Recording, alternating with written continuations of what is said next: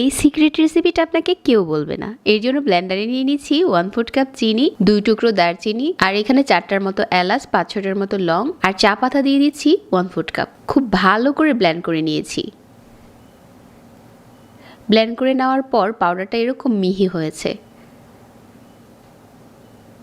খুব ভালো করে গুঁড়ো হয়েছে। ঠিক এই পর্যায়ে হচ্ছে আমি এখান থেকে অর্ধেক উঠিয়ে রেখে দিচ্ছি, কারণ এটা আমরা লাল চা বানাবো। আর দুধ চা বানানোর জন্য নিয়ে নিচ্ছি এখানে 1/4 কাপ গুঁড়া দুধ। সব কিছু আমি সেম কাপ দিয়ে মেপে নিয়েছি।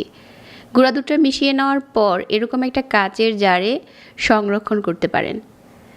এটা হয়ে গেল আপনার ইনস্ট্যান্ট মশলা চা, যেটাতে আর কিছুই দিতে হবে না, শুধু গরম পানিতে ঢেলে এই চাটা বানানো যাবে।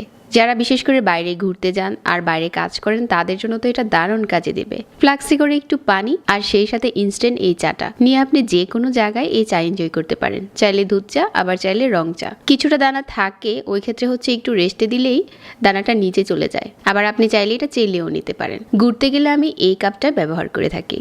চায়ের টিপসটা যদি আজকে ভালো লেগে থাকে তাহলে পেজ ফলো করে রাখবেন।